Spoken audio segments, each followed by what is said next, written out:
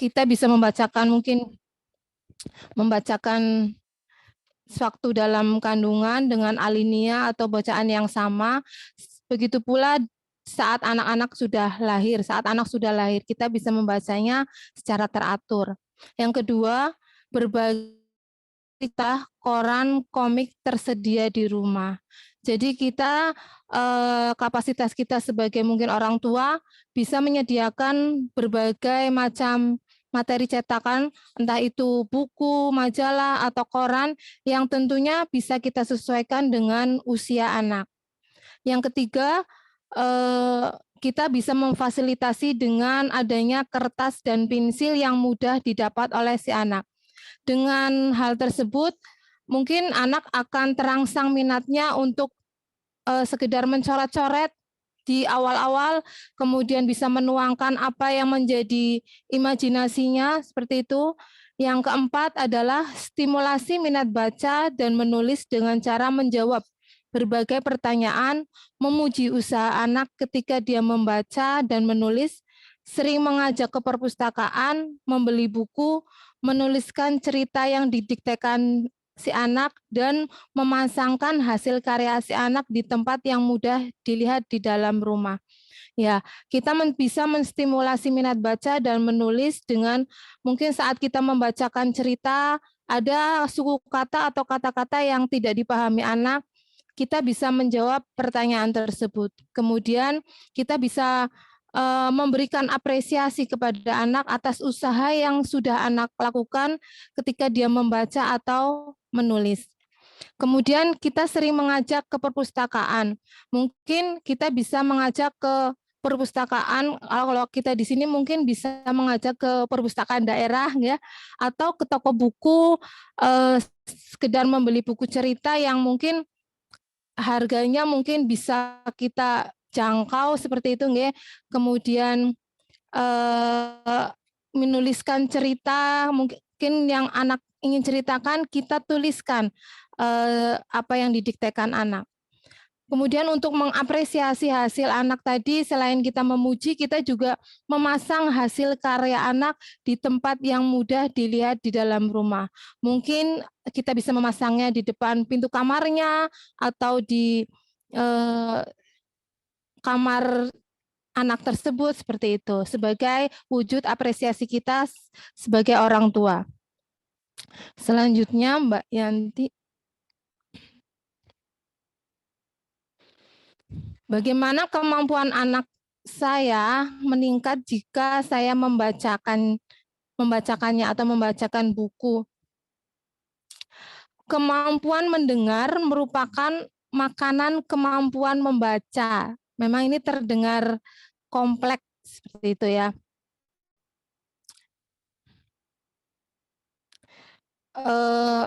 Menjelaskan kata yang sederhana itu memang mungkin terdengar ternyata cukup sulit. Artinya ini kemampuan mendengar dengan kemampuan membaca. Saat orang tua membacakan buku, mungkin ada suku kata yang sulit dipahami oleh anak. Kemudian memang perlu kita sadari bahwa menjelaskan kata yang sederhana itu juga ternyata cukup sulit untuk kita lakukan. Kita bisa belajar dari kata kecil ini, tetapi maksudnya kita bisa belajar, kita belajar dari arti kata kecil tetapi kompleks dari apa yang kita dengar. Artinya kita bisa mempelajari kata-kata yang sebenarnya sederhana dari yang kita dengar. Itu dengan 3 cara. Kita bisa berulang-ulang kali memperdengarkannya atau pendalaman. Kemudian kita bisa menjadi tauladan dari para superhero. Anak-anak itu belajar dari teladan gitu ya. Yang ketiga, dalam konteks yang memiliki arti. Maksudnya mungkin di sini dimaksudkan bahwa kita menjelaskan kata yang sulit untuk diterima anak atau dipahami anak dengan perumpamaan atau dalam kata lain yang memiliki arti seperti itu.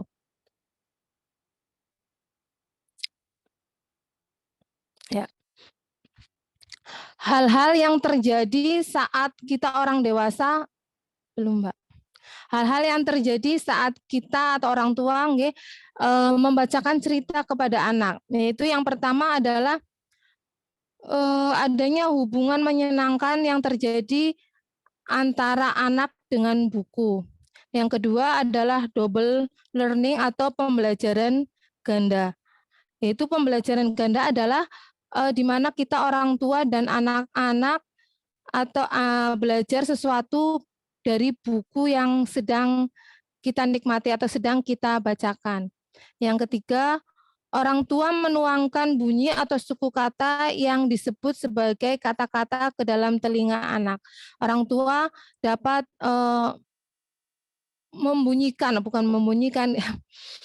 menuangkan kata atau bunyi kata itu artinya mungkin mengartikan kata-kata itu kepada anak-anak. Selanjutnya, Mbak. Ya. Subbab yang selanjutnya adalah bagaimana saya bisa memperluas rentang perhatian anak saya. Jadi perangkat untuk memperluas tentang rentang perhatian adalah dengan menghabiskan waktu berdua. Hal ini merupakan cara pengajaran atau pengaturan kedekatan yang paling efektif. Ya, ketika mempelajari berbagai metode pembelajaran untuk menghilangkan masalah bahasa di kalangan anak-anak yang kekurangan, penelitian menemukan bahwa efektivitas perhatian kebersamaan berdua sebagai hal yang sangat efektif. Yang selanjutnya adalah pendekatan yang memiliki satu masalah ekstra bagi para ibu atau ayah yang bekerja atau memiliki lebih dari satu anak. Namun pasti ada satu saat di dalam 7 hari bagi anak untuk menemukan keistimewaan orang tuanya. Artinya mungkin ini permasalahan untuk kita orang tua yang sibuk bekerja atau memiliki lebih dari satu anak yang mana mungkin perhatiannya terbagi ya. Ini mungkin anak-anak tidak harus bersama kita setiap saat gitu kan ya. Pasti ada satu hari di mana anak-anak dapat menemukan keistimewaan dalam diri kita, artinya anak-anak bisa berdua dengan kita selaku orang tua walaupun itu hanya sekali atau 2 kali dalam seminggu. Waktu berdua antara orang tua dan anak membaca, berbicara, atau bermain adalah hal penting untuk mengajarkan konsep tentang buku, boneka, atau air. Ketika konsep dari sesuatu sudah dipelajari, fondasi sudah siap untuk presentasi selanjutnya adalah rentang perhatian. Artinya ketika anak sudah memahami satu konsep, itu rentang perhatian akan mudah kita ajarkan dan untuk jangka waktu yang cukup lama. Tanpa satu konsep dari apa yang terjadi dan kenapa seorang anak tidak bisa memberikan perhatian terhadap hal untuk jangka waktu yang cukup lama. Jadi tanpa satu konsep itu rentang perhatian anak mungkin bisa dikatakan mustahil untuk bisa dalam jangka waktu yang cukup lama. Anak-anak dapat mendengarkan seluruh cerita anak-anak yang dapat mendengarkan seluruh cerita adalah anak yang dibacakan buku sejak lahir, yang mana perbedaan antara rentang perhatian bagi masing-masing aktivitas didasarkan pada konsep yang dibawa oleh anak ke dalam aktivitasnya. Jadi mungkin kalau saat guru membacakan cerita, mungkin anaknya asik sendiri ya, tidak perhatian, itu bisa jadi istilahnya seperti itu. Atau anak-anak yang saat dibacakan cerita buku oleh guru itu kok anteng, bisa menyimak seperti itu itu adalah anak-anak yang mungkin sejak lahir sudah dikenalkan atau dibacakan buku atau bahkan sejak di dalam kandungan, seperti itu. Perbedaan antar tentang perhatian anak-anak itu memang berbeda, di mana anak-anak membawa konsepnya, konsep yang mungkin tadi sudah saya sampaikan. Untuk berikutnya mungkin bisa dilanjutkan oleh Mbak Nurul.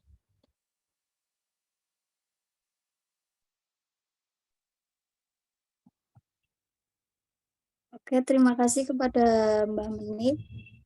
Selanjutnya akan saya sampaikan ya. Selanjutnya, adakah yang bisa saya beli agar anak saya bisa membaca lebih baik? Nah, di sini itu ada tips untuk orang tua supaya bagaimana caranya agar anak itu dapat membaca lebih baik. Yang pertama itu di sini dijelaskan dalam buku ya, memiliki perangkat membaca yang disebut dengan 3B. Yang pertama itu buku. Nah, buku ini dimaksudkan adalah buku milik pribadi. Nah, buku pribadi biasanya itu semisal orang tua itu memberikan hadiah ya kepada anak. Nah, terus anak itu pasti tentunya akan merasa senang. Kemudian juga akan merasa tertarik. Nah, itu juga kita kaitkan dengan usia anak tersebut, nggih. Jadi semisal masih anak-anak kita bisa kasih misalnya buku dongeng yang bergambar seperti itu. Nanti tentunya anak itu akan apa ya? Nanti akan tertarik kemudian membuka dan ada minat lebih besar untuk membaca seperti itu. Yang kedua, book basket. Nah, di sini keranjang buku atau tempat buku. Nah, dalam buku Read Aloud, nah ini itu orang Amerika itu apa ya namanya? Dalam menempatkan buku-buku itu di tempat yang sering digunakan. Nah, seperti misalkan dapur, kemudian di kamar mandi. Nah, itu orang Amerika ya. Nah, itu berbeda dengan kita ya. Kalau kita di tempat-tempat yang seperti ruang baca gitu. Kemudian kalau di sana itu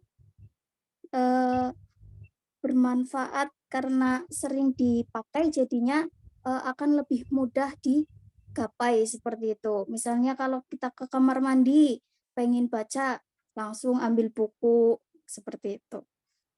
Kemudian bed lamp, lampu tidur atau lampu baca. Nah, di sini membesarkan seorang pembaca itu memerlukan sebuah lampu baca. Nah, membiasakan anak untuk menggunakan waktu dengan disiplin. Ketika akan membaca itu digunakan, kemudian dimatikan jika tidak ingin membaca buku.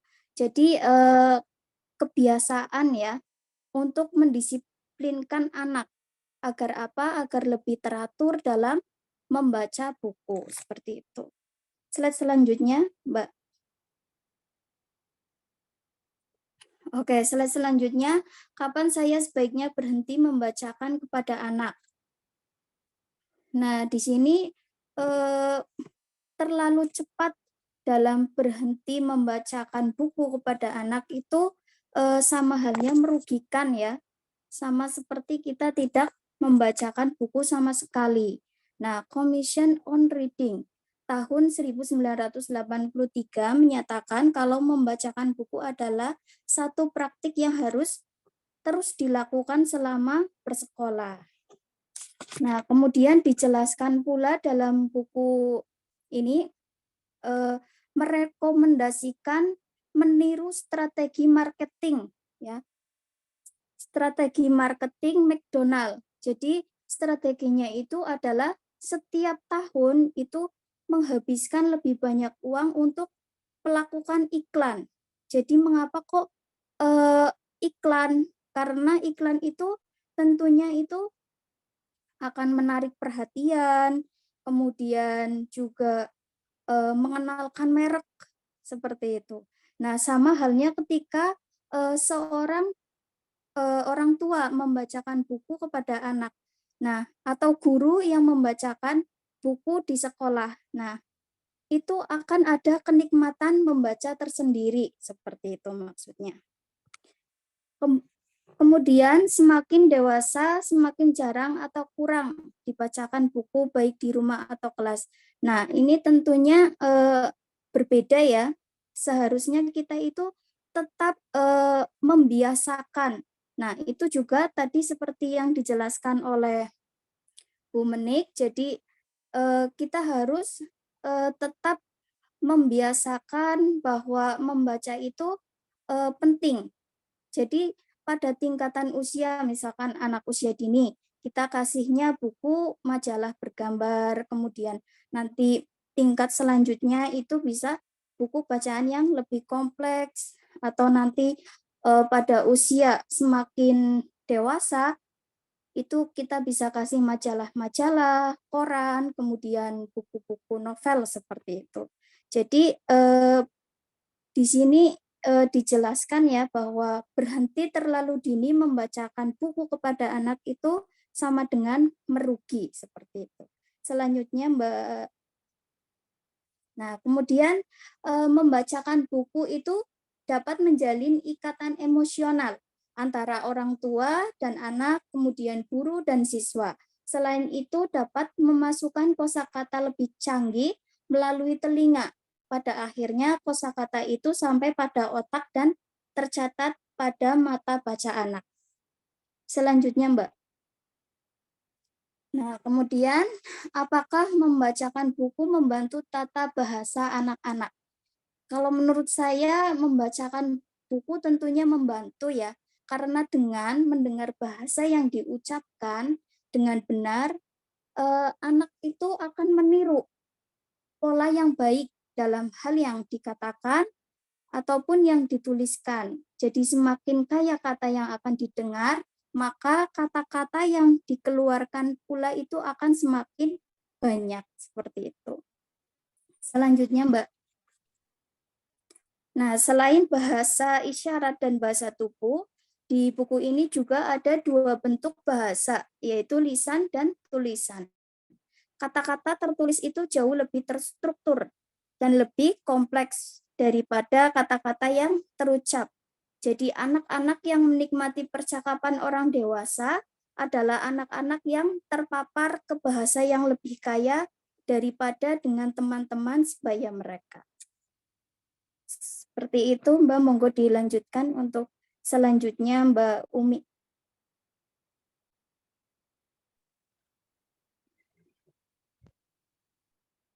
Ya. Yang selanjutnya yaitu ada pertanyaan, bagaimana kita memperbaiki hal-hal mendasar seperti menulis dan mengeja. Untuk memperbaiki menulis dan mengeja yaitu dengan cara membaca secara berulang-ulang. Jadi kuncinya memang tetap harus membaca. Karena belajar arti kosakata dan ejaan dengan cara yang sama ketika guru mempelajari nama para siswa ataupun orang tua yang mempelajari nama-nama para tetangga dengan cara memandang berulang-ulang. Dengan berulang-ulang kita melihat memandang itu, nanti lama-lama kita akan menghafal. Ya. Kemudian pengeja yang terbaik adalah orang yang punya ingatan terbesar terhadap grafik atau simbol geometri. Kata para ilmuwan mungkin lebih terkait dengan gen ingatan dari anak tersebut atau dari kita. Kemudian untuk memperbaiki menulis dengan pendekatan tradisional, dalam buku ini biasa dikenal dengan cara menulis untuk orang bodoh, yaitu menulis secara berulang, secara terus-menerus sampai berdarah-darah. Seperti yang kita alami pada awal-awal kita kuliah, Ibu, ya teman-teman. Kita untuk memperbaiki kemampuan menulis kita dipaksa untuk menulis artikel sampai berdarah-darah sampai akhirnya karena secara berulang-ulang kita belajar menulis, jadi akhirnya akan lebih pandai. Kemudian penulis yang baik mirip dengan pemain bisbol. Harus bermain secara teratur dan menonton pemain-pemain yang lain. Penulis yang baik, mereka menulis dan membaca lebih banyak. Night Writing Report Card membuktikan bahwa semakin banyak kita membaca, semakin bagus kita menulis. Menulis dan berbicara adalah pengalaman yang saling meniru. Kata masuk melalui telinga ataupun mata, kemudian keluar dari mulut atau ujung pena. Kita mengatakan apa yang kita dengar dan menulis apa yang kita lihat. Hubungan antara membaca dan menulis, perbandingannya adalah 30 reseptor visual di dalam otak dibandingkan dengan 1 reseptor audio. Itu menurut Eric R. Kandel, James H. dan Thomas M. Jessel dalam bukunya yang berjudul Principles of Neural Science. Jadi perbandingan antara membaca dan menulis itu jika kita membaca 1 kalimat itu diibaratkan kita harus menulis sebanyak 30 kali. Kemudian belajar menulis di usia 35 tahun tidak semudah ketika belajar menulis di usia 7 tahun. Ini sama halnya dengan peribahasa yang sering kita dengar ya Bu, bahwa belajar di waktu kecil bagai mengukir di atas batu, kemudian belajar di waktu tua bagai mengukir di atas air. Kita jika belajar menulis di waktu kecil akan langsung selalu teringat dan terkenang terus. Berbeda halnya dengan belajar di waktu tua bagaikan mengukir di atas air, maka akan cepat hilang ya, tidak ada bekasnya. Next, Mbak.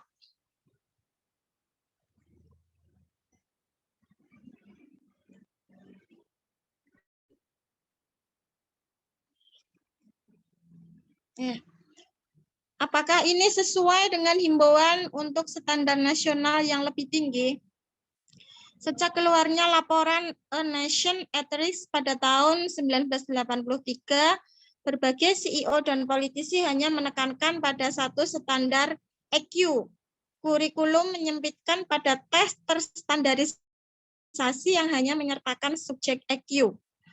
Menurut almarhum Clifton Fadiman, ada banyak orang pintar, yang kurang baik adalah orang baik.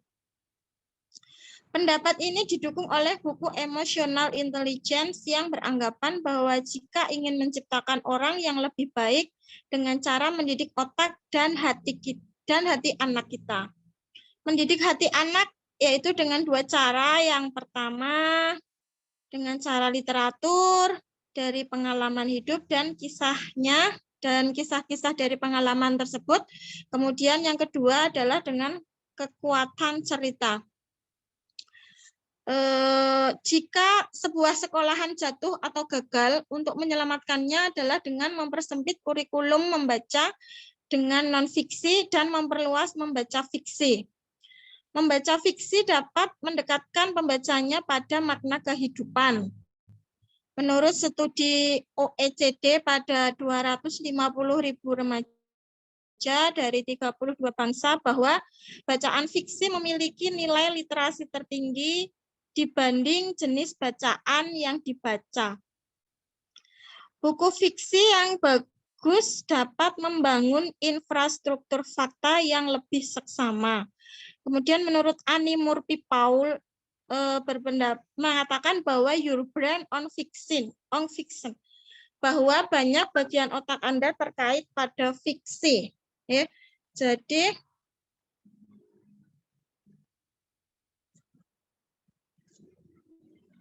terlewat ya, maaf.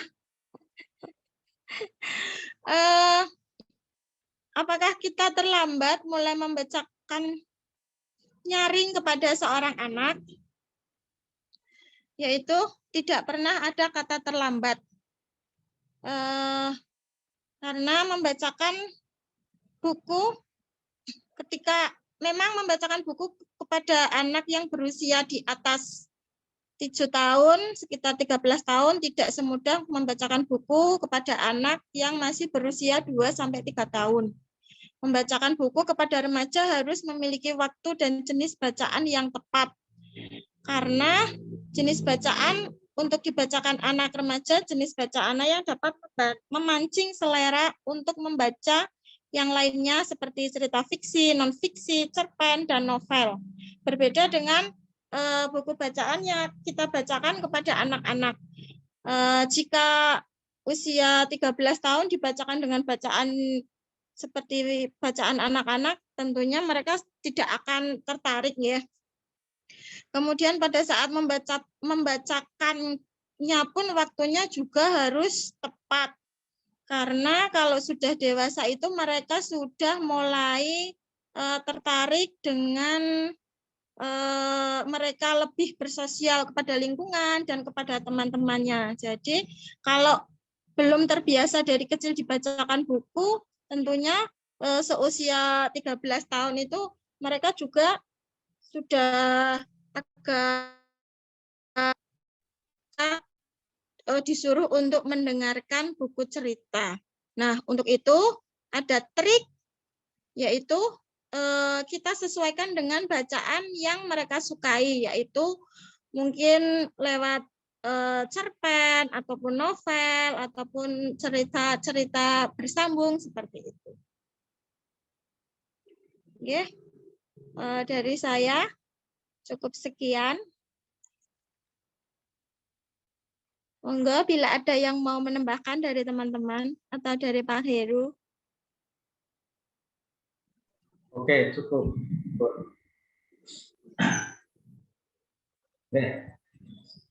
Terima kasih tadi yang materi ya, ada Bunda Yanti, Bu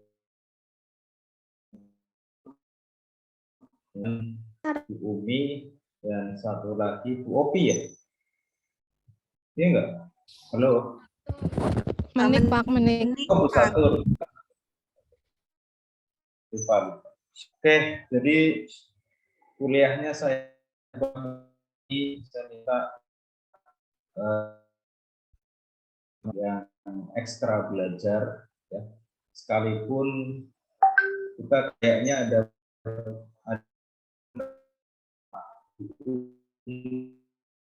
sejak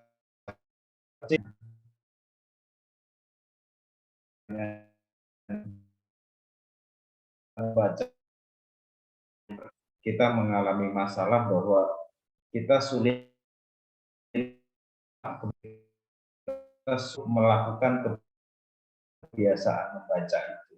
Bahkan kalau kita dibacakan buku, anak-anak kita saat ini merasa rasanya wagu aneh, sudah gede kok dibacakan buku. Sebenarnya sumbernya bukan karena aneh dan wagu, tetapi kedekatan masa kecil yang berkesinambungan dibacakan buku di anak-anak kita nggak ada. Jadilah kita sekarang ini kuliah pun menjadi sangat susah sekali untuk membaca buku dengan berbagai alasannya, tidak punya waktu dan sebagainya.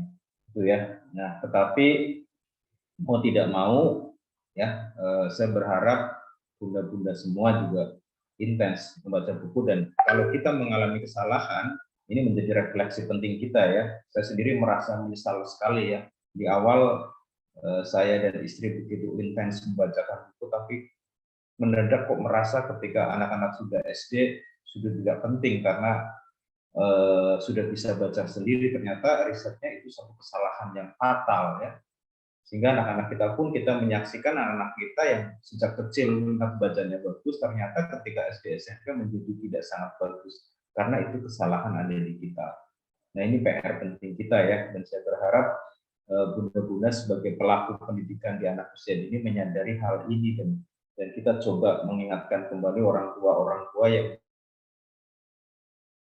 memiliki anak kecil agar kesalahan seperti yang kita rasakan. Jadi rasanya membaca bab 2 ini kita jadi mencampur aduk diri kita dan kita punya banyak kesalahan. Nah, nanti kita diskusikan. Di sesi kedua, saya tidak mau yang sudah presentasi menerangkan dan belajar sungguh-sungguh kemudian ditanya, tetapi sebaliknya saya yang akan bertanya kepada teman-teman semua yang menjadi audiensnya, sehingga kita akan dapat memberi pemahaman, dan nanti saya beri kesempatan juga yang sudah menyampaikan materi untuk memberikan jawabannya. Itu model kuliahnya, jadi saya sebagai moderator saja, sambil nanti juga hal-hal yang debatable bisa saya jelaskan. Itu ya. Oke, pertanyaan pertama, saya sudah mencatat semua pertanyaan, jadi tidak usah khawatir, semua akan bisa dapat pertanyaan, semoga waktunya cukup ya.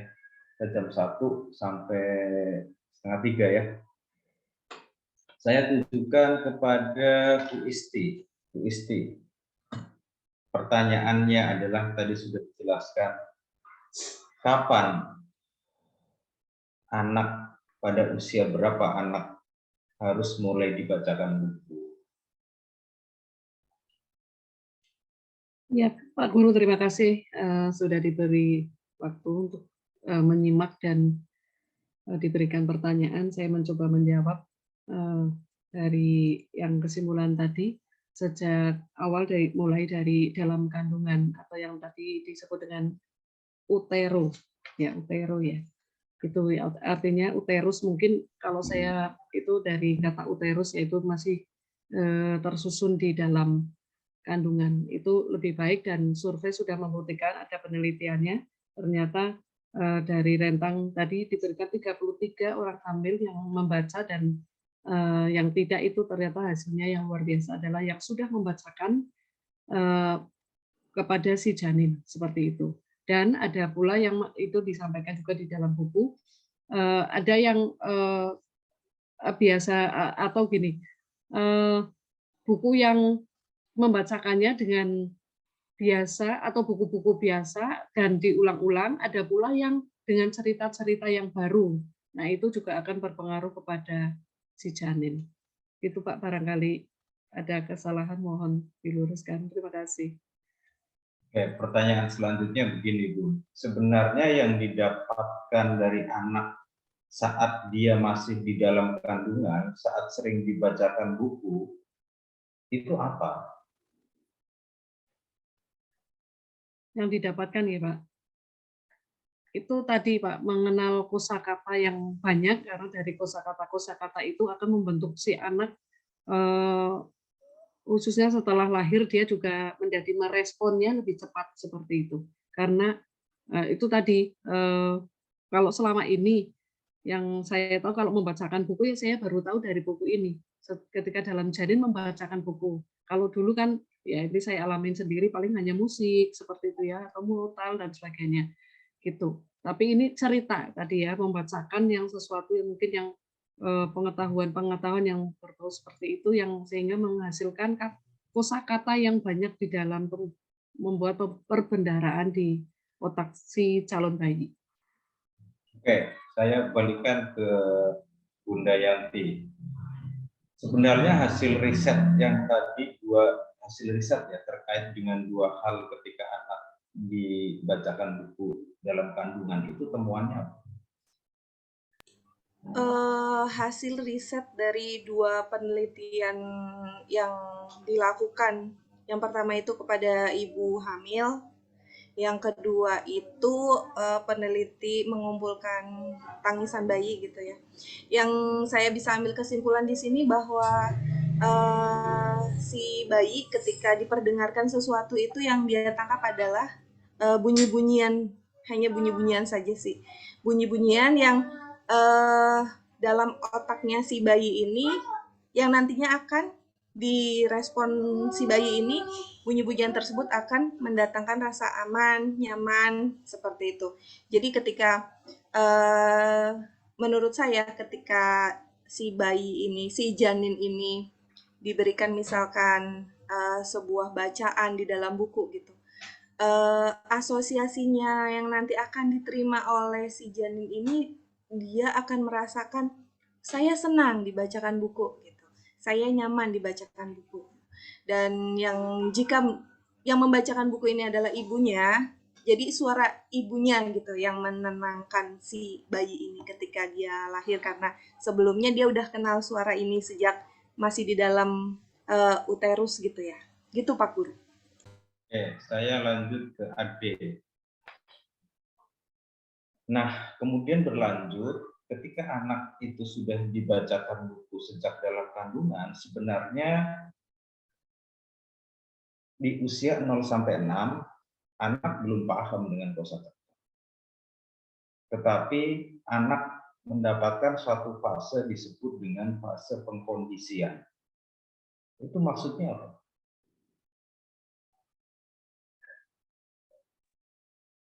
Bismillahirrahmanirrahim. Sebelumnya terima kasih Pak Heru sudah memberikan kesempatan untuk ikut berdiskusi dengan ibu-ibu semua juga. Jadi pada apa yang namanya ya uraian awal buku ini itu dijelaskan seperti latar belakang ya kalau saya simpulkan. Jadi memang pada awalnya itu anak-anak ya memang belum bisa bicara ya otomatis ketika mereka baru lahir. Tapi di situ mereka itu mulai apa namanya, sebenarnya mereka itu kapan sih harus diajarkan berbicara itu. Nah, katanya itu di sini ya apa namanya, ketika anak itu lahir. Jadi tapi maksudnya bagaimana sih cara mengajarkan berbicara ini, yang dimaksud itu seperti apa? Nah, tadi Pak Heru menyinggung mengenai pengkondisian. Jadi kalau yang saya tangkap itu maksud dari pengkondisian yang dimaksud di buku ini itu apa namanya ya, sebuah kegiatan di mana mengajarkan cara berbicara anak itu secara alami. Jadi ketika anak baru lahir itu kan otomatis orang tua secara apa namanya, tidak langsung, secara tidak sadar, secara alami itu pasti akan mengajak bicara si anak itu sendiri. Jadi misalnya ketika anak baru lahir, ini misalnya ya, cantik sekali anakku atau ya sejenisnya seperti itulah, atau mungkin juga mengajak bicara. Padahal jelas-jelas kita tahu bahwa anak yang baru lahir, jangankan akan mengerti atau paham apa yang kita bicarakan. Kosakata tertentu pun mungkin, mereka juga tidak paham seperti itu. Tapi kita ini yang namanya pengkondisian. Jadi menggunakan, apa namanya ya, perbincangan secara alami untuk membuat anak itu memahami, maksudnya apa ya, supaya anak itu belajar agar anak itu tenang ketika kita ajak bicara, seperti itu. Jadi daripada kita mengajarkan secara tersistematis, di belakang juga dijelaskan, itu lebih baik kita mengajari anak dengan berbicara atau mengajak mereka berbicara, seperti itu, supaya mereka tenang, seperti itu Pak Guru. Mohon maaf kalau ada kesalahan. Oke, saya lanjut ke Bu Mustaqimah. Pertanyaannya saya masih berkutat di kapan kita membacakan buku.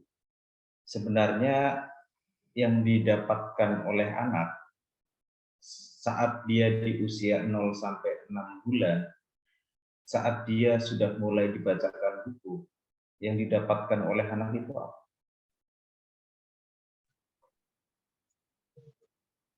Ya, terima kasih Pak Guru. Assalamualaikum warahmatullahi wabarakatuh. Waalaikumsalam.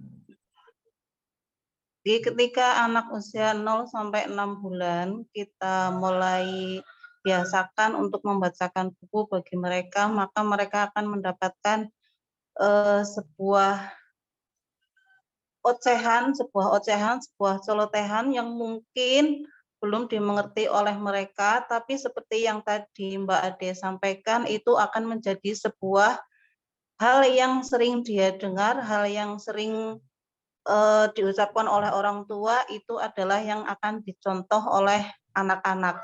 Karena pada saat anak itu umur 0 sampai 40 hari, penglihatan mereka itu masih bahasa nikah itu masih remang-remang, dan baru kurang lebih umur berapa hari itu mulai dapat melihat dengan jelas, dan mereka mulai bisa merespon itu kurang lebih umur 40 hari.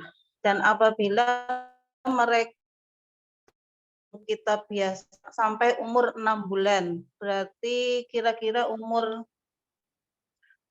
berapa dulu ya, anak mulai bisa kalau misalkan ini kita pakai mungkin menggunakan bahasa yang ada di buku ini bagi kami mungkin seperti tadi yang disampaikan oleh Bu Puji itu baru kita tahu nggih, yang biasa kita lakukan kan kita membacakan sholawat, kemudian sambil deres, sambil anak di pangku, itu responnya luar biasa sekali. Mereka menjadi lebih tenang, kemudian ketika dipanggil dengan menggunakan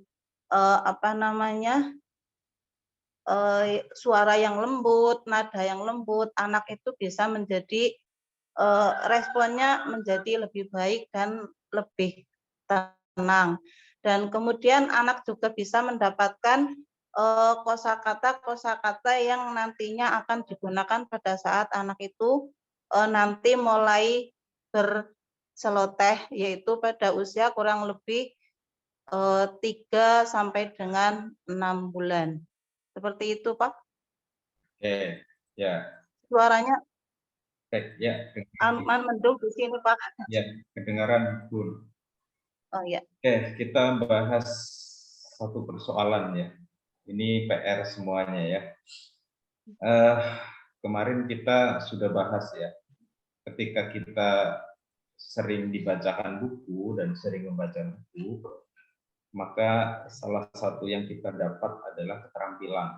Keterampilan itu terkait adalah semakin kita sering, maka kita akan semakin terampil. Artinya cepat paham. Ya. Jadi yang kita dapatkan 2, menyenangkan dan keterampilan ya. Nah, menyenangkan itu jadi senang membaca, bukan mendapat kesenangan ya, tapi senang membaca dan kemudian jadi terampil itu jadi semakin bisa cepat memahami. Ini PR kita ya. Nah, hati-hati ya. Saya sendiri ini baca yang ketiga, jadi buku ini memang harus ekstra hati-hati karena yang diungkap itu kan lebih kepada hasil-hasil riset yang sesungguhnya maknanya itu kita yang dapat. Ya.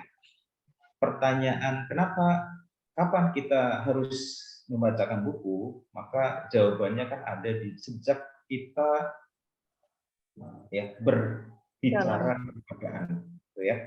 Jadi bukan dalam kandungan, gitu ya, tapi sejak kita berbicara kepada anak. Jika orang tua sudah mulai berbicara saat di dalam kandungan, maka jawabannya ya berarti kita harus bacakan buku saat anak kita dalam kandungan, gitu. Nah, itu kemudian berlanjut di situ. Kenapa? Karena membacakan buku sama juga dengan kita sedang berbicara dengan anak kita. Nah, kemudian masuk ke tahap bahwa apakah membacakan buku atau berbicara saat anak dalam kandungan suatu mitos dibuktikan dengan hasil riset. Tadi sudah disampaikan oleh Mbak Yanti, sebenarnya kan hasil risetnya 2. Bahwa ternyata anak-anak kita itu sudah bisa mengenali sejak dalam kandungan suara siapa, suara ibunya, gitu kan? Jadi kan dikatakan bahwa dibacakan di paragraf terakhir, ternyata dibacakan lagi berkali-kali, mereka jadi mengenal ketika yang dibacakan oleh orang lain itu jadi deg-degan. Jadi bahkan ini bukan suara ibu saya, ini suara orang yang berbeda. Jadi kayak bayi yang biasa melihat wajah ibunya, ketika dilihatin wajah orang lain dia nangis. Pertanyaannya kan begini, jadi dia sudah mengenal suara yang begitu merdu, bahkan dikatakan di sini tidak ada suara yang begitu menakjubkan bagi anak-anak kita, itu suara ibunya. Itu pertama. Kemudian yang kedua, ternyata suara ibu itu mampu mendatangkan kenyamanan dan ketentraman. Tadi sudah dijelaskan sama. Itu poin pokoknya. Jadi anak di sini belum dapat arti kosakatanya kayak apa, belum dapat, tapi dia sudah merasakan bahwa ada suara yang nyaman dan suara itu dari orang yang begitu saya kenal karena suara itu sering saya dengar. Suara siapa? Orang tuanya. Itu dasar. Sekarang kita ulik lagi kemudian bahwa apakah orang tua yang membacakan buku, orang tua yang tidak cinta kepada anaknya, itu kita pernah bahas kemarin di pertemuan pertama tentang Montessori bahwa dasar utama orang tua kepada anak kan kasih sayang. Di situ saya merasa ada bahasan yang lebih bahwa anak mendapatkan kasih sayang dari orang tuanya. Itu dulu yang kita pegang. Karena ini yang nanti akan mengubah di pertanyaan kedua. Kenapa anak yang berkebutuhan khusus begitu memiliki kemampuan yang memukau ketika orang tuanya sering membacakan buku? Nanti saya tanya ke bagian ini. Maka di usia 0 sampai 6 bulan, ketika dibacakan buku, itu fase di mana anak sedang dikondisikan, bukan dikenalkan kosakata, bukan diajari memahami, sedang dikondisikan, ya, bahwa membacakan buku yang dilakukan orang tua menjadi aktivitas yang penuh dengan kasih sayang, yang penuh dengan kenyamanan, yang bisa mendatangkan kebahagiaan, yang bisa mendatangkan segala hal. Itu dulu. Itu poin pokoknya. Di usia 0 sampai 6 bulan itu. Ya. Jadi Bu Muslimah sudah mencontohkan. Berarti apabila dibacakan Al-Qur'an, di situ anak akan mendapatkan ini suara orang tua saya yang penuh kasih sayang. Ternyata bacaan Al-Qur'an itu begitu menyamankan saya. Kalau orang barat kan musik klasik gitu ya. Tapi kalau menurut saya lebih dahsyat suara dari orang tua daripada suara lagu. Nah, ini yang disebut dengan tahap pengkondisian, di mana anak-anak dikondisikan bahwa membacakan buku menjadi salah satu aktivitas yang penuh dengan kenyamanan karena diucapkan oleh suara orang tua yang penuh dengan kasih sayang, ya, dan dia sedang dikondisikan dengan suatu kegiatan. Maka tadi dikatakan di akhir bahwa anak-anak yang sejak dari awal tidak dikondisikan, maka nanti saat tiba-tiba bunda-bundanya bacain buku di sekolah, anaknya nggak respon. Nggak respon. Apalagi sudah remaja. Aneh udah gede kok dibacakan buku. Kan begitu. Tapi anak yang sudah dibacakan buku, tidak heran bahwa anaknya generalis di usia 14 tahun masih asik menyimak orang tuanya membacakan novel. Coba kalau kita bacain novel ke anak kita, tinggal lu nggak kan, ya apa sih Bu, maca ya dewekan, ngapain, kan gitu. Kenapa? Karena yang didapat tidak hanya soal baca novel, yang didapat adalah ibu saya sedang menyayangi saya. Oh, itu kan, iya, menurut saya itu kan menyadarkan kita ya, bahwa maaf nih ya, kalau kita refleksikan lebih luas lagi bahwa bangsa kita tertinggal itu ini harusnya pejabat kita itu baca buku ini harusnya biar tahu ada kebijakan-kebijakan begini, bahkan jadi kurikulum membaca ya di PAUD. Coba benar-benar membuat kurikulum membaca di PAUD. Masih banyak ternyata ilmu yang tidak kita dapat.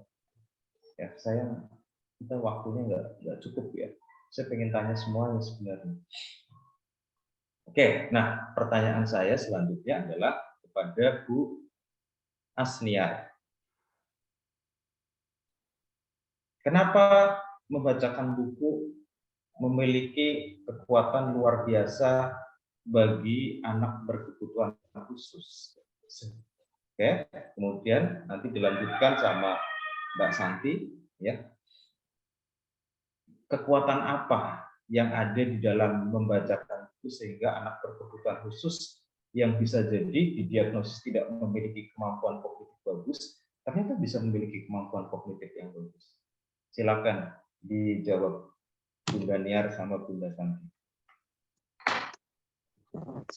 Oke, terima kasih waktu yang diberikan sama Pak Guru. Mungkin dari anak yang berkebutuhan khusus kembali ke dalam dibacakan dalam kandungan itu kan 0 sampai 6 bulan itu kan termasuk pengkondisian, di mana anak yang berkebutuhan khusus itu mempunyai, walaupun tidak bisa membaca ataupun kurang bersosialisasi dan sebagainya, tapi mereka mempunyai suatu kelebihan untuk mengkondisikan atau untuk memahami suara dari mungkin yang dibacakan dari dalam kandungan seperti itu. Dan dari anak yang berkebutuhan khusus itu juga mempunyai apa ya namanya yang pola pikir atau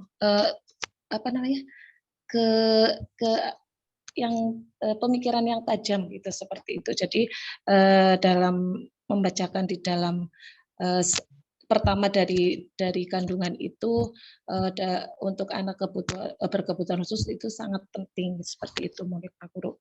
Mungkin ada yang bisa menambahkan, sekilas hanya seperti itu. Terima kasih Pak Guru. Oke, lanjutkan. Bunda Santi, silakan. Iya Pak Guru, Assalamualaikum warahmatullahi wabarakatuh. Melanjutkan untuk yang tadi pertanyaan yang diberikan kepada Bu Asniar, di sini saya akan mencoba menjawab pertanyaan dari Pak Heru, yaitu sebenarnya hal apa sih yang didapatkan anak kebutuhan khusus saat dibacakan buku oleh orang tuanya seperti itu. Mungkin yang didapatkan anak berkebutuhan khusus dari dibacakan buku dari orang tua, yaitu lebih ke emosi seperti itu. Jadi nanti saat anak berkebutuhan khusus dibacakan buku oleh orang tua, emosinya dapat berkembang. Setelah itu kedekatan dengan orang tua juga semakin erat, sehingga dapat suatu hal membacakan buku untuk anak usia dini ini dapat dijadikan sebagai terapi untuk perkembangan anak kebutuhan khusus seperti itu, Pak Heru. Terima kasih. Oke, saya beri kesempatan yang lain. Satu mahasiswa ada yang mau menambahi terkait dengan kenapa anak berkebutuhan khusus yang sejak awal dibacakan buku kemampuannya bisa melampaui, ya, terutama di kognitifnya anak-anak berkebutuhan khusus lainnya, bahkan mengagetkan kemampuan dia. Jadi kalau dia sudah di proses terlambat berpikir, ternyata anak yang berkebutuhan khusus dibacakan buku dia tidak terlambat berpikir, punya pengetahuan yang luas. Apa sebenarnya yang membuat begini? Ada? Kalau saya coba jawab Pak Guru. Ya, silakan. Mungkin karena anak berkebutuhan khususnya itu karena diberikan treatment ya, setiap hari dibacakan buku gitu. Dia setiap hari diberikan stimulasi, baik itu dari segi pendengaran, dari segi pikiran gitu ya, kosakata yang dia serap banyak gitu, pendengarannya juga bagus gitu. Jadi ya itu karena diberikan stimulasi setiap hari, jadinya yang tadinya mengalami keterlambatan perkembangan gitu ya, jadi dia aktif kembali gitu Pak. Ya. Oke, terima kasih. Ya, kita lihat dulu di awal ya. Kalau saya begini, ya semua jawaban benar. Kalau jawaban saya begini. Pertama, bahwa tadi sudah dikatakan ya, membacakan buku ini yang perlu kita pegang erat itu tidak hanya soal membacakan buku ya, yang kemudian masuk kepada ruang struktur, ruang formal, anak duduk, guru ibunya membacakan buku, mendengarkan, bukan. Tapi ini kan ruang kasih sayang. Ini yang perlu kita hayati bersama-sama ya, bahwa saya pengen banget menulis tentang kasih sayang ini. Bagi saya pendidikan itu ada di kasih sayang, itu kan ruang kasih sayang. Tadi risetnya sudah didengarkan ya. Orang tua yang anaknya masih di dalam kandungan sering membaca, bukan sering ya, di tes membaca paragraf akhir berulang-ulang, ternyata anak merespon dan mengetahui bahwa itu suara orang tuanya. Tidak hanya itu, dari suara orang tua mendatangkan kenyamanan dan kebahagiaan bagi anak. Tidak hanya itu, juga orang tuanya melakukannya dengan penuh kasih sayang. Jadi kasih sayang mengubah anak berkebutuhan khusus itu. Nah, yang kedua, baru kemudian saya setuju dengan jawabannya Bunda Yanti tadi, karena dilakukan secara terus-menerus, berulang-ulang, itulah proses stimulasi dan respon itu terjadi. Ya, karena membaca juga merupakan tidak hanya proses untuk mendapatkan hiburan, kasih sayang, kebahagiaan, tetapi juga mendapatkan keterampilan. Jadi keterampilannya diasah dengan tersendirinya sehingga dia memiliki kemampuan yang luar biasa. Maka kalau anak berkebutuhan khusus aja bisa luar biasa, berarti anak-anak yang dalam tanda petik, maaf ya, normal itu ya bisa lebih luar biasa lagi, apalagi anak itu berkebutuhan khusus yang tinggi. Berkebutuhan tinggi itu kan, kalau saya maknai berkebutuhan khusus itu kan ada yang dua ya, di bawah standar dan di atas standar ya. Jadi anak yang di atas standar itu kan sebenarnya berkebutuhan khusus ya, karena dia lebih dari rata-ratanya anak lah perkembangannya. Jadi perlakukan yang sama juga dia pasti akan memiliki kemampuan yang luar biasa. Nah, yang bisa kita simpulkan di bab ini adalah membacakan buku pada anak di usia paling dini, bahkan sejak dalam kandungan, itu satu hal yang sangat baik, karena anak akan dikondisikan untuk memahami kasih sayang orang tua, mendapatkan kenyamanan, dan apabila dilakukan secara berkali-kali, maka ini akan mentreatment kemampuan panca inderanya lebih awal ya, yaitu indera pendengaran yang baik, kemudian visual yang baik, ya, kemudian pencecap yang baik dan sebagainya. Maka nanti akan berlanjut pada kemampuan berikutnya. Pertanyaannya adalah, kenapa membacakan buku kepada anak bisa mengasah keterampilan membaca dan menulis anak jauh lebih baik daripada yang tidak dibacakan buku? Saya berikan kepada Bunda Rohyati. Ya, terima kasih Pak Heru. Kenapa dengan membacakan buku itu dapat memberikan anak itu lebih baik ya Pak dalam hal literasi, begitu nih Pak? Ya karena pada saat dibacakan buku terjadi hubungan yang menyenangkan dan mendapat pengalaman-pengalaman yang baru, khususnya yang dibacakan buku tersebut oleh orang tuanya. Dengan begitu, anak dapat di kemudian hari anak dapat mengungkapkan kata yang telah didengar atau yang telah ditabung dari orang tuanya tersebut. Dan dengan pembiasaan membacakan buku atau biasa dibacakan buku sangat penting untuk meningkatkan keterampilan anak. Begitu, Gi, Pak. Oke, saya lanjut lagi. Nanti kita ramu ya. Salah satunya membacakan buku Rentang Perhatian pada Anak. Apa rentang perhatian pada anak? Bunda Dian.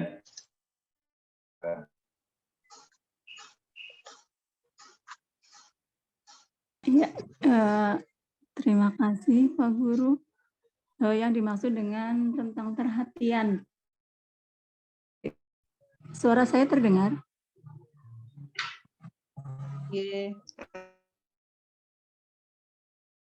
Oke, jadi apa ya, rentang perhatian itu kayak sebuah cara pengaturan kedekatan antara ke anak dengan orang tuanya. Seperti itu, Pak.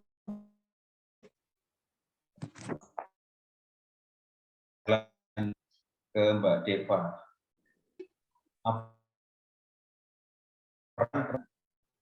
Terhadap kemampuan membaca dan menulis anak. Besok puasnya kayak gini saja lah.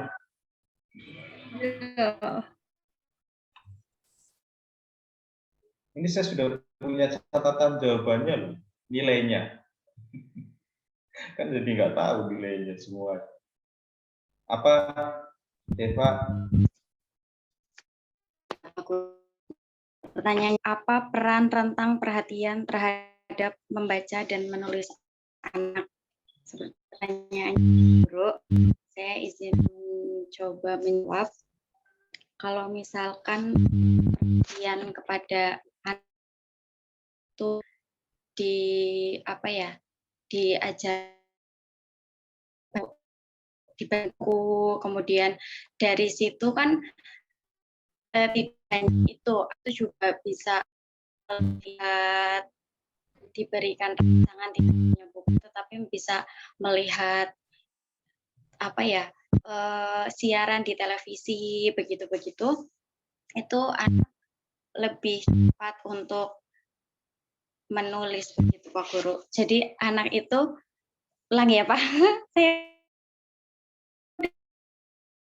saya berpikir terlebih dahulu Pak Guru. Ya,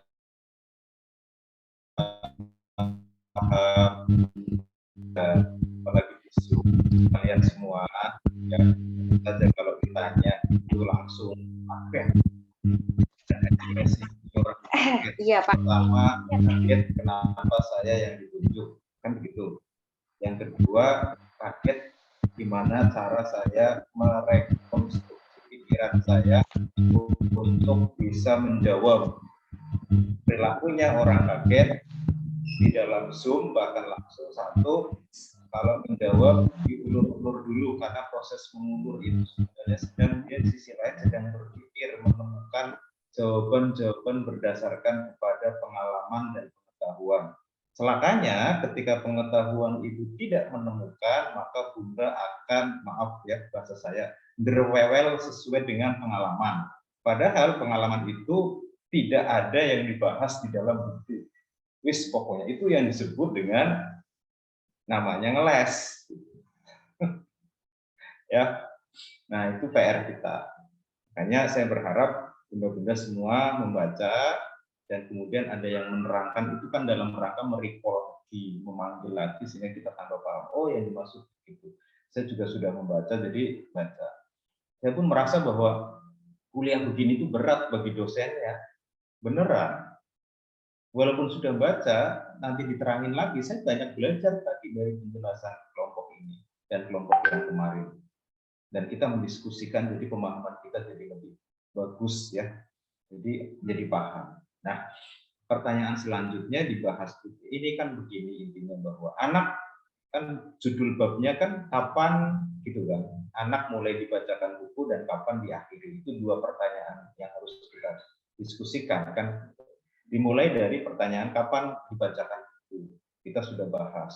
Dan maka di tengah-tengah kita bahas juga kenapa membacakan buku, karena dikaitkan dengan meningkatkan kemampuan menulis dan membaca.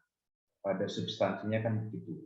Nah, kemudian ada satu bahasan penting tentang rentang perhatian. Saya bahas dulu tentang rentang perhatian. Ini juga ilmu baru bagi saya.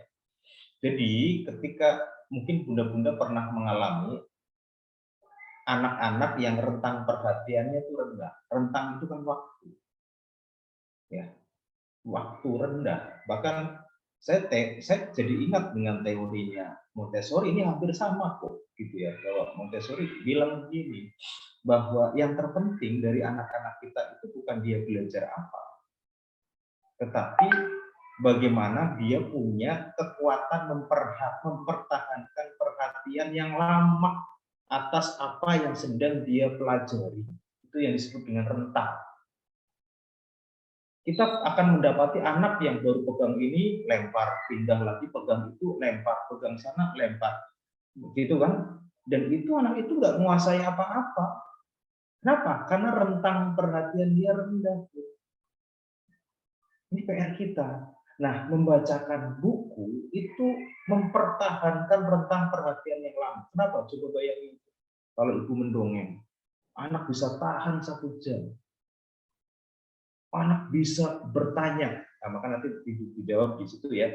Melalui kegiatan membacakan buku ini, maka di situ akan ada penguasaan kosakata, tanya jawab orang tua dengan anak, ya, diskusi, memahami gambar, memahami grafis, memahami visual. Itu yang membentuk anak-anak kita itu bisa cepat membaca dan bisa cepat menulis. Cepat membaca dulu ya. Nah, cepat menulisnya apa? Cepat menulisnya itu adalah menulis itu bukan menjiplak kata-kata ya. Oke, menulis itu nanti kita bahas, bukan menjiplak kata-kata. Tadi dikatakan saya ini sama dengan tadi saya nonton, anak-anak saya lagi suka sepak bola, saya nonton biografinya siapa itu, Mambe ya. Mami cerita bahwa dia menjadi apa itu? Mbappe ya. Mbappe itu yang terkenal banget. Mbappe itu benar-benar suka dengan sepak bola karena dua hal. Satu, dia tiap hari dolanan bal, praktek gitu. Yang kedua, dia tiap hari nonton tayangan sepak bola. Bahkan bapaknya cerita bahwa satu hari dia kuat nonton 5 pertandingan sepak bola. Itu baca tuh. Ya, tadi Bu siapa tadi ya, Bu Umi ya bilang bahwa kita dipaksa untuk menulis artikel yang awalnya tidak bisa. Sesungguhnya yang bisa membuat bunda-bunda itu nulis artikel dua hal. Satu, dipaksa nulis artikel sehingga latihan nulis artikel. Yang kedua, bunda-bunda baca. Ya enggak? Coba kalau nggak baca artikel, nggak mungkin bisa nulis artikel. Kan begitu. Ya, jadi ternyata akhirnya membaca dan dibacakan buku itu membuat rentang perhatian bunda-bunda untuk baca itu jadi kuat. Gitu loh. Itu rentang. Daya tahannya kuat. Biar sing awale baca 5 menit bisa ngantuk kan, gara-gara dipaksa besok mau dikumpulkan, bacanya jadi ditahanin kan. Itu yang membuat kita bisa. Ini yang disebut dengan rentang. Maka ketika anak bisa menulis, kenapa anak-anak kita nggak bisa menulis? Problemnya berarti dua. Dia tidak pernah latihan menulis, yang kedua, dia tidak pernah membaca. Ya. Maka tadi dikatakan bahwa ketika orang menulis itu sama dengan berbicara. Kalau berbicara, dia mengatakan apa yang ia dengar. Kalau menulis, ia mengatakan apa yang ia baca. Ia menuliskan apa yang ia baca. Dan semuanya diproses di dalam pikiran. Nah, memproses di dalam pikiran itu pun harus butuh daya tahan yang disebut dengan rentang. Nah, anak-anak yang dibacakan buku sejak awal, maka rentang perhatian dia terhadap buku itu kuat. Ya, karena dia terampil kuat, maka anak-anak kita itu akan bisa menulis dengan bagus. Coba Bunda, siapa anak-anak yang bacanya susah? Kan kalau sudah dikenalin huruf A, dia langsung pergi. Nggak mau mikirin huruf A. Gitu kan. Kenapa? Rentang perhatiannya, ya, rentang perhatiannya itu rendah. Itu yang disebut dengan rentang perhatian. Jadi kalau istilah lain kita ya fokus. Ya, jadi kita punya daya tahan fokus terhadap teks ini sangat rendah ya. Bunda diajari kuliah. Ya, kalau diajar kuliah terus materinya tentang saya cerita tentang hidup saya, biasanya malah bunda-bunda nggak ngantuk kan. Tapi giliran saya tentang materi ilmu ngantuk apa kan?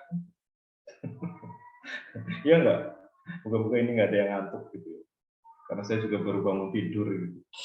Nah, ini yang disebut dengan rentang perhatian yang berperan penting terhadap kemampuan anak-anak kita. Maka di dalam membacakan buku itu, anak kita diajar untuk memiliki rentang perhatian yang kuat. Saya juga jadi pengen punya anak lagi yang sejak bayi itu yang dibacakan buku sampai nanti dia remaja kayak apa tuh gini. Itu loh. Ingin buktikan langsung kok Pak jadinya. Jangan dah tua Bun. Sudah penuh resiko ya.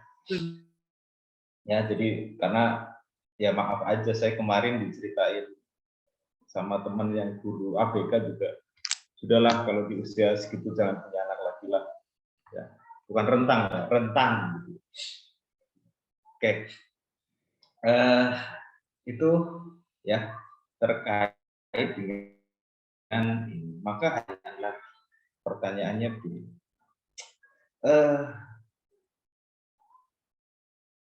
Apakah anak-anak yang sudah gede-gede, sudah melampaui usia dini, makanya maaf nih, saya ngomong nih, ini ada kesalahan nanti di PAUD anak usia dini kalau tidak biasa dibacakan buku. Bunda-bunda sudah tahu teorinya di sini. Ya, kalau nanti SD-nya dia sama sekali nggak suka, ya di usia dininya yang salah. Ya, kalau di usia dininya sudah benar, maka baru keluarganya ada yang salah kan.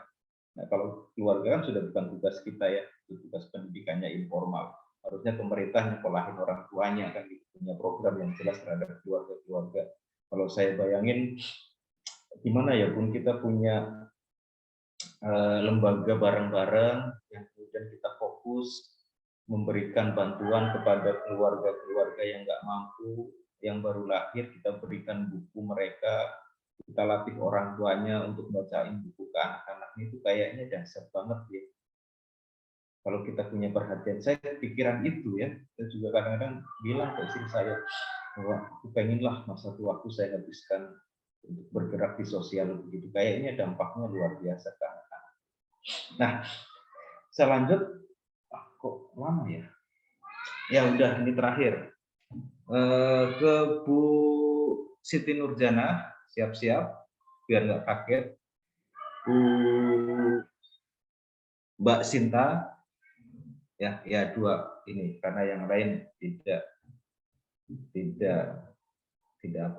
ada videonya, saya nggak mau tanya kepada mahasiswa yang videonya nggak nyala, mungkin lagi sibuk atau lagi apa, jangan ditanya.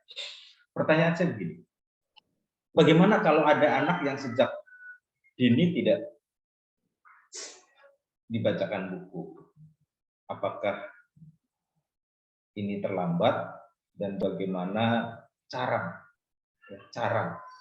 agar bisa mengatasi anak yang sejak awal tidak dibacakan buku? Karena di buku ini dijelaskan bahwa anak-anak yang sejak awal tidak dikondisikan dibacakan buku pasti sangat tidak tertarik dengan buku. Contohnya siapa? Ya kita lah, sangat tidak tertarik. Ya. Terus bagaimana yang harus kita lakukan? Dan kenapa kok bisa tidak tertarik anak yang tidak dibacakan buku sejak dini?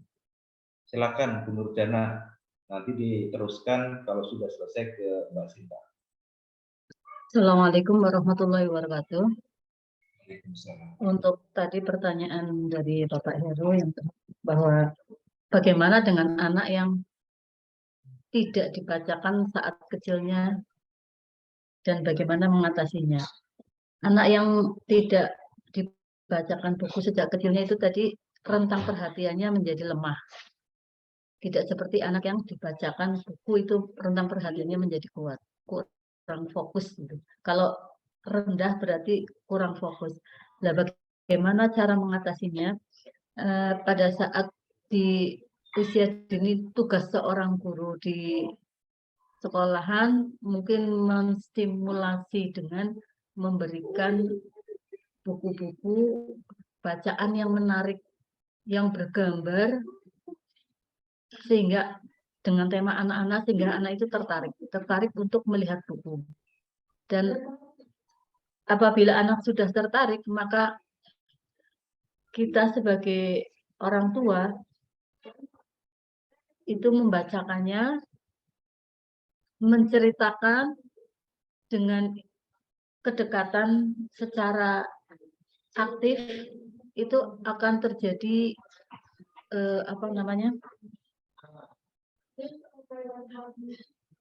di mana anak itu bisa merespon kedekatan orang tua itu tadi, sehingga anak senang mau dibacakan dengan terus-menerus, lama-lama akan menimbulkan rangsangan yang kuat sehingga anak itu suka dengan. Tapi saya punya pengalaman, kalau anak yang jarang-jarang dibacakan buku, memang ketika besarnya itu kurang suka belajar dengan baca-baca. Beda dengan anak yang dibacakan sejak kecil, dia itu dengan buku akan responnya kuat. Contohnya ketika dia melihat buku, dia akan bisa bercerita dengan buku itu.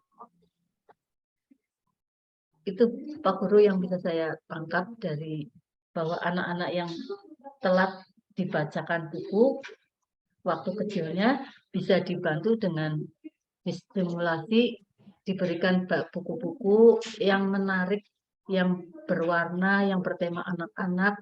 Nanti ketika dia melihat dengan warna yang menarik, dengan gambar-gambar yang menarik, anak akan terangsang dan rasa ingin tahunya timbul.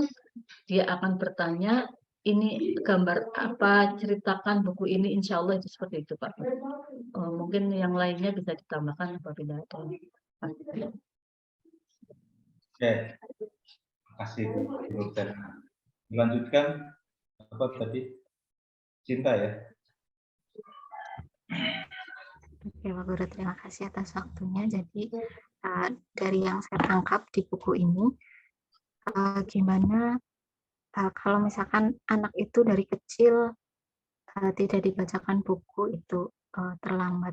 Terus gimana cara mengatasinya? Kalau yang di sini dijelaskan, kita juga harus lihat waktu yang tepat. Kita memberikan materi, bukan materi sih, bahasan-bahasan yang menarik untuk anak, menyenangkan itu juga memberikan motivasi untuk anak. Tapi memberikannya itu jangan panjang-panjang. Boleh panjang, tapi untuk hal-hal yang anak minati itu. Jadi ya minimal sekitar 1 atau 2 halaman aja. Seperti itu, Pak Guru. Dilanjutkan Bu Sika.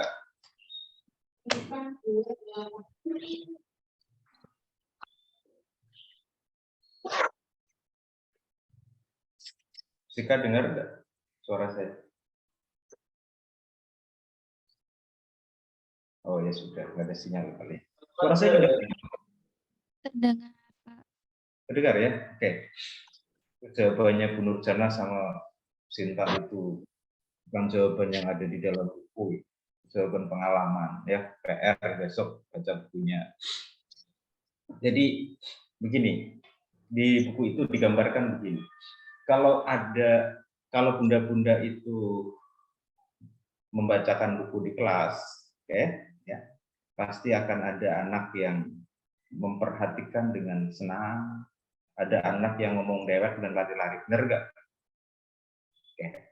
Bisa jadi salah satu faktornya yang lari-lari itu adalah karena dia tidak pernah dikondisikan di rumah punya pengalaman yang menyenangkan dengan mendengarkan gurunya atau orang tuanya membacakan buku atau bercerita. Itu persoalannya. Makanya tadi saya katakan membaca di awal itu akan mengkondisikan anak suka. Tapi yang tidak pernah dibacakan di rumah jangan harap dia suka. Kan begitu. Dan pasti terjadi di PAUD kalau Bunda melakukan kegiatan. Pasti ada yang oke. Gimana caranya? Si Trilis hanya bilang begini. Ada kalanya kita penting saat kita, dia menganalogikan, ada kalanya ketika kita punya 3 anak, kita tidak mengajak ngobrol ketiga anak itu. Tapi penting suatu saat kita hanya jalan dengan 1 anak yang kita punya dan ngomong dari hati ke hati tentang segala hal. Dari pembicaraan itulah maka sesungguhnya anak akan memahami hal yang bermakna dari orang tuanya saat dia tidak dihadapkan dengan anak-anak yang lain. Itu dicatat. Habis makan apa?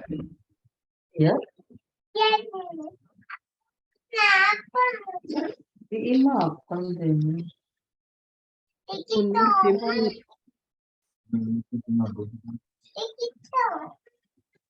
Bu Nurjana mic-nya.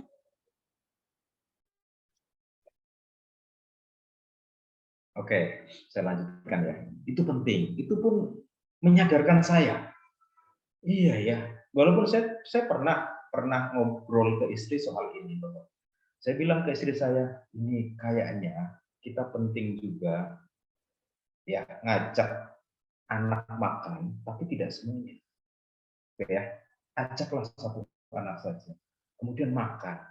Kemudian ngobrollah tentang sesuatu dengan anak kita. Karena ternyata dari risetnya hal itu bermakna.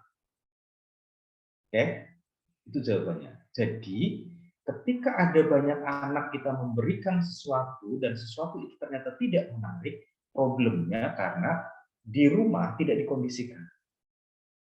Nah, maka dari itu memahami ini maka kita harus ajak 1 anak ini ngobrolin, tentu saja ngobrolinnya tentang bacain buku sehingga menyadarkan bahwa ternyata membaca buku berdua dengan guru yang penuh kasih sayang itu dahsyat gitu. Itu luar biasa gitu. Nah, itu dulu karena tadi sebenarnya kalau saya temukan ruhnya ya, ruhnya membacakan buku itu ada di kasih sayang orang tua. Ya, yang kita sudah sayang sama anak kita, cuma celakanya kita tidak ada ekspresi kasih sayang yang disampaikan dengan membacakan buku. Itu titik kuncinya itu. Kalau itu sudah ketemu bahwa ibu sayang sama anak, kan sayang. Salah satu kasih sayangnya coba bacain buku, kan gitu. Kita sayang memberi uang saku, kita sayang menyuruh anak kita sholat, kita sayang memberi mereka tugas, menyuruh mereka sekolah. Cuma yang kita lupa adalah nggak ada ekspresi membacakan buku bentuk kasih sayang kita kepada anak, sehingga anak-anak kita lahir ya begitu. Nah, itu yang dibahas di salah satu buku ini, bahwa generalis kan hanya gimana caranya mengkondisikan, dikasih book, dikasih bed book, dikasih book basket sama lembet gitu ya. Itu kan hanya benda-benda, tetapi substansinya kan kata generalis adalah ada saatnya di mana orang tua yang punya, dia cerita keluarganya sendiri kan, punya berapa anak, 3 atau 4 anak atau 3 ya, dia ajak anaknya pergi dengan orang tuanya, bisa dengan ayahnya, bisa dengan ibunya. Di situ dia ngobrol dari hati ke hati tentang sesuatu, itu pasti pernah mengalami. Dan itu bermakna bagi anak-anak kita. Ya, saya kadang-kadang juga saya tahu tentang hal ini, tapi ketika dijelaskan dengan risetnya generalis ini, jadi tersadar lebih, bukan iya ya. Nah, coba kita tahu, pernah nggak bunda-bunda di sekolah kemudian bisa jadi nggak pernah sama sekali. Bahwa ada anak yang kalau diajar ini kita nggak pernah ngajak ngobrol dia, bahkan diajak yuk sama bu guru main, diajak makan, diajak ini, kemudian membicarakan hal yang penting tentang dia gitu ya, memberikan apresiasi yang lebih, itu kan jarang, apalagi di anak usia itu ya, bunda-bunda semua ya. Jadi moga-moga banyak hal baru yang kita dapatkan di buku ini ya, dan saya pun mendapatkan hal yang baru, dan saya merasa bahwa saya tambah berat ngajar pasca kalau modelnya begini. Kalau modelnya presentasi ngomong apa masih silahkan ya, tapi model begini saya dapatkan di Gajah Mada. Jadi kalau saya dulu kuliah di Gajah Mada, kalau mahasiswanya ngomongnya udah tidak berdasarkan pada pengetahuan yang ada di baju, maka komentar dosennya, itu mah jaremu bukan jaremu buku. Ya. Jadi kita seringkali karena begitu kita tidak punya pengetahuan, kita ngomong kan berdasarkan pengalaman. Oke, pengalaman itu adalah guru terbaik. Tapi tanpa pengetahuan, pengalaman itu nggak berharga. Ya, karena kita hanya berdasarkan sudut pandang sendiri, tidak didasarkan kepada sudut pandang orang lain yang banyak kaitannya, apalagi didasarkan kepada riset. Itulah bedanya mahasiswa S1 dengan mahasiswa S2. Oke, mudah-mudahan sudah jam 3. Itu kuliah kita hari ini. Terima kasih. Untuk minggu besok ya. Ya, 1 dulu aja deh. Kayaknya kalau 2 baca. Ini kan tadi halaman berapa?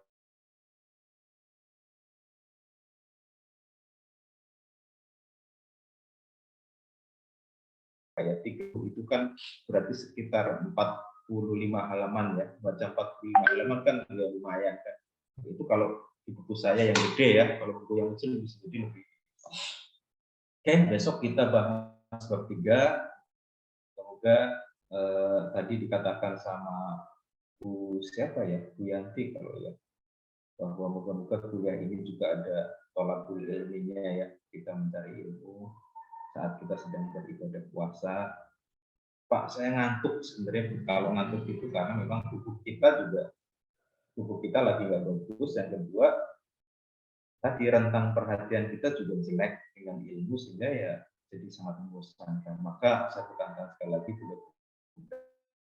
saya mohon dengan sangat, S2 ini jangan hanya memburu ijazah, itu mah pasti dapat semua, tetapi memburu proses berlatih dan tertatihnya, sehingga kita mendapat banyak ilmu.